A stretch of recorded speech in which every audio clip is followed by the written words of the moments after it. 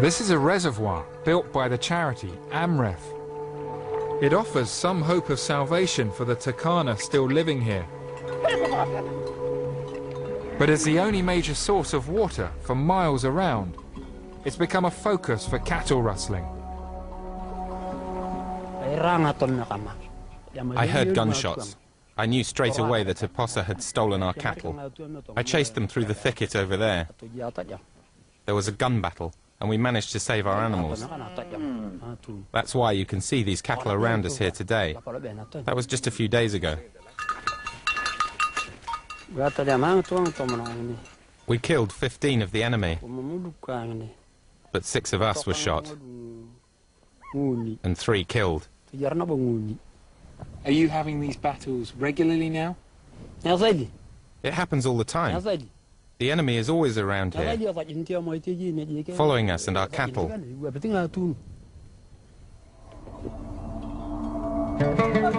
In the West, people think of climate change as something that will happen in the future. Out here, it's already the reality. The real tragedy for the Turkana is that they have very little impact on the planet. But as the cycle of drought accelerates and the violence increases, the Turkana may have to abandon their way of life in a bid to survive.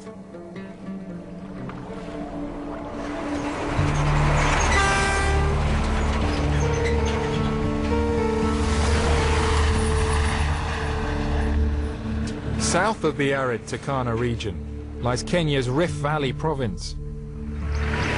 It's the most fertile part of the country. But here too, the battle for resources has frequently erupted into conflict. In January 2008, members of rival tribes fought vicious street battles, triggered by the disputed results of the national elections. Hundreds were killed, tens of thousands displaced. It's much calmer now, but the evidence of the conflict is everywhere. Emeka Enono has been investigating a precarious peace. The scale of the destruction is staggering. It looks like it's been bombed out, but actually that's people's bare hands. And the other thing that strikes you is that the violence is very targeted. If you look at this building, it's been burnt out, but next door, a hotel from another tribe has been left alone. The root cause of this violence is ownership of the land. Traditionally, this area was populated by a tribe called the Kalenjins. But since independence in 1963, members of Kenya's dominant tribe, the Kikuyus, have moved in.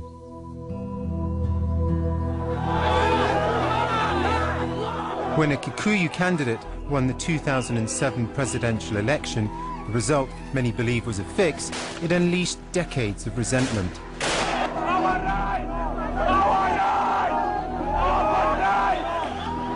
The Kalenjin took to the streets, attacking their Kikuyu neighbours. I talked to some of the young Kalenjin involved in the violence. Rift Valley belongs to Kalenjins, and it seems that the Kikuyus want to grab the area because it is very resourceful. They want to grab everything. So are you saying the violence was justified? How about you? Okay. Actually, you know, it was the voice of the weak. It was the voice of the weak. The voice of the weak. Yeah. Okay. People are fighting to have at least something in life. When we are poor, peace can never prevail. So we are fighting for the little that we have.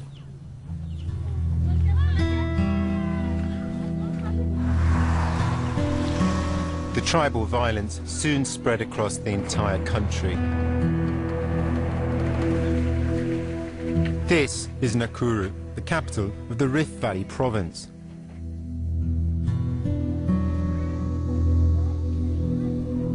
Here, Kikuyu gangs swept into town to attack the Kalenjin with horrifying ferocity.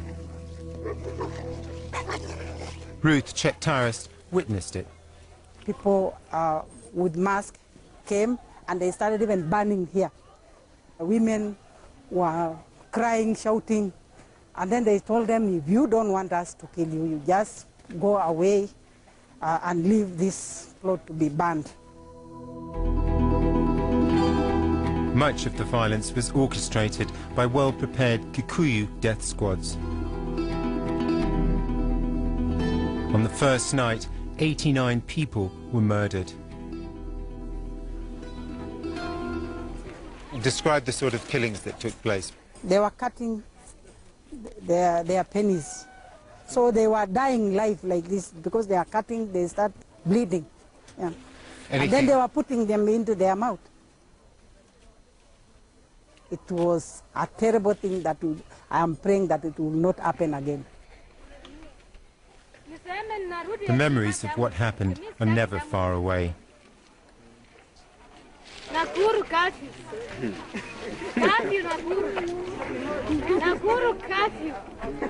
This woman is clearly distressed. She's shouting Nakuru curfew, still haunted by the nights when the police tried to shut down the town. Now this lady, I think she's traumatized. When you see people around here, you think everything is normal. Yeah. But it's not normal, yeah, because it was terrible. It was terrible. By the time a peace treaty was signed, 1,500 people were dead and 300,000 displaced. The government insists that the trouble is now over. But a year on, thousands are still too frightened to go home and are living in camps.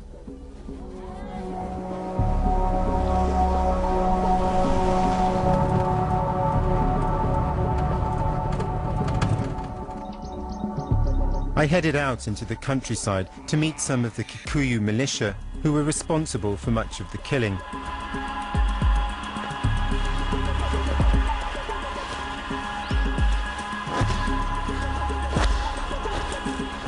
It's all very cloak and dagger. They're in the trees watching us, apparently. They only agreed to talk to us on condition that we disguise their identities.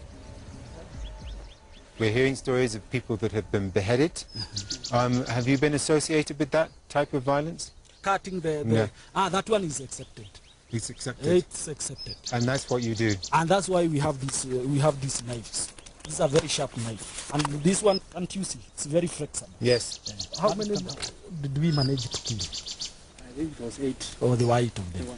8. Yeah. These men clearly don't accept that their fight is over. I was grazing around there. They are preparing for more violence. What is this? This is now our traditional gun. Traditional guns? We can construct 10 to 15 a day. 10 to 15 a day? Yeah. Okay. You see, this is the tree gun. Okay. You just hold this one. You do this one. Yes. Then you put the live bullet. Okay. We make it, we use it here. If we just fix it there. Okay, okay. No, let's just take it out of there for the time being. We can see where that goes. It's okay. Okay. It's okay. No problem. I just think that if that gun goes off, I think everybody will die. Yeah. Okay, great.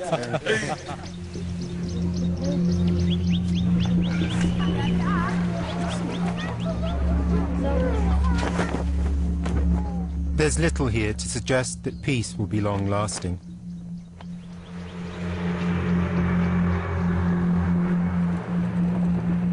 In 2012, Kenyans will go to the polls again to elect another president. And I can't help but feel that this region of the rift could erupt in violence again.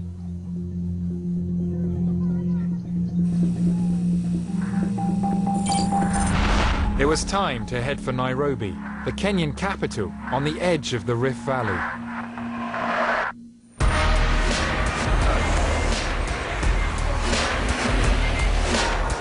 Like cities across the developing world, Nairobi is expanding rapidly. Many people have come here from the Rift, seeking homes and work. 60% of Nairobi's population live in slums. A short drive from the city centre is Mathare, home to 500,000 people. Mathare has a terrible reputation. Its complex of alleyways is notorious for gang crime, drug dealing and prostitution. But my welcome couldn't have been warmer. We're being followed by a small army of excitable children, which I think generally is always a good thing. Over here, we can get a view, hopefully, of the whole area. We're just going past, oh my God, look at the size of this place. Look at the sheer scale of it. So you can see all these corrugated shacks are houses. These are people's homes. Photographer Julius Mwelyu was born and grew up in Matare. He now runs a photography foundation for children of the slum. I was getting a lot of pressure from these kids because they were like telling me, you have been taking photographs of us, but you don't even show us how to use the camera. You see? So they hassled you into teaching them how to take photos? Yeah. So I decided to do something for my community. Julius's photos of the post-election violence in Matare won critical acclaim across the globe. The real tragedy for the Turkana is that they have very little impact on the planet. But as the cycle of drought accelerates and the violence increases, the Turkana may have to abandon their way of life in a bid to survive. A few days ago, we killed 15 of the enemy, but 6 of us were shot and 3 killed. Are you having these battles regularly now? It happens all the time. The enemy is always around here, following us and our cattle.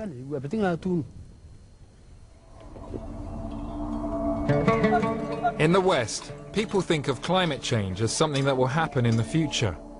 Out here, it's already the reality. This is a reservoir built by the charity Amref. It offers some hope of salvation for the Turkana still living here. But as the only major source of water for miles around, it's become a focus for cattle rustling. I heard gunshots. I knew straight away that a posse had stolen our cattle. I chased them through the thicket over there. There was a gun battle, and we managed to save our animals. That's why you can see these cattle around us here today. That was just a few